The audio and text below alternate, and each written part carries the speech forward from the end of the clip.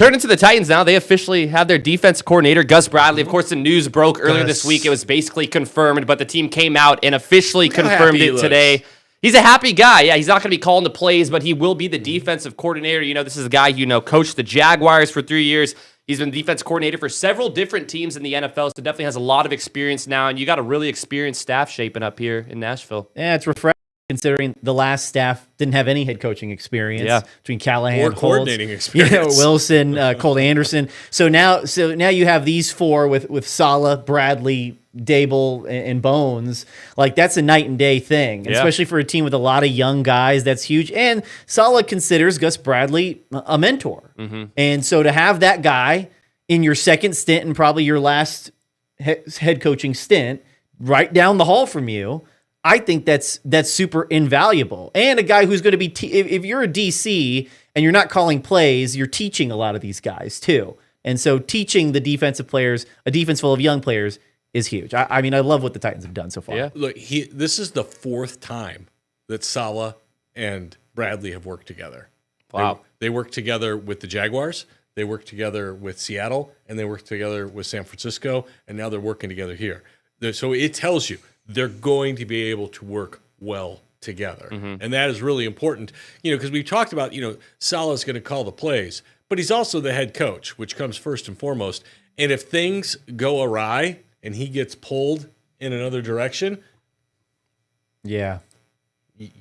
Gus, take care of it. Yeah. He's been in the chair before. Yeah, and I mean, he's been both chairs before. Yeah. So he can take care of this. And they're speaking the same language. I mean, I think that's the other thing is there's not as much transition when they come in and they take over because they're speaking the same language.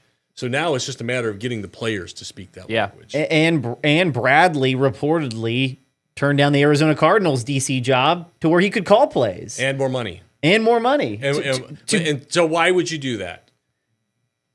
Well, better situation too. Because everybody wants to be a head coach. Yeah. Which opportunity is going to lead him to being a head coach again, probably? Yeah. It's the Arizona one, which looks like an absolute nightmare right now. Take that job. Like the Cardinals job. Remember in Return of the Jedi when Jabba the Hutt was taking Han Solo out to drop him in that like giant like desert wormhole?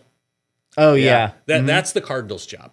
Yeah. Nobody wants to be there. That's into bad. that hole in the desert. That is that job. Who's the Rancor? Is that Kyler Murray? No, that's the owner. Oh yeah, that's the owner. I forget his name now. Bidwell, the Bidwell. That's the Bidwell family. Yeah. But so having said that, these people that are joining this organization right now, they believe in Saleh.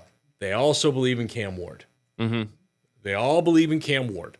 And so again, if the Titans have a turnaround anywhere close to what the Jaguars and Patriots and Bears have, say they win 9 games. I'd be ecstatic if I'm a Titans. Somebody's going to be Jumping a head up and coach down. next year. Maybe 2 people. Yeah, and that's what I'm saying. So it could be Dable, could be Gus Bradley. Somebody's going to get an opportunity. Or he'll get a better opportunity to call plays than Arizona. Right. So, I think that's what it's all about is I have a better chance at success, and success for the team means success for me in the way I can go and get my next job. It's similar to the Brian Dable situation as an offensive coordinator. Yeah.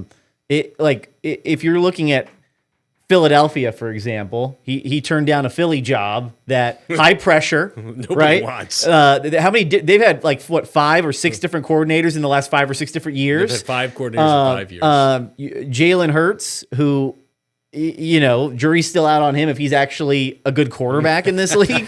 And now the bar There is are some people who argue he's top 5. the bar is for the Titans right now is low, and so you have any some sort of success with the Titans, he's getting a head coaching job. Absolutely. So that's why, and also working with people you trust in Robert Saleh.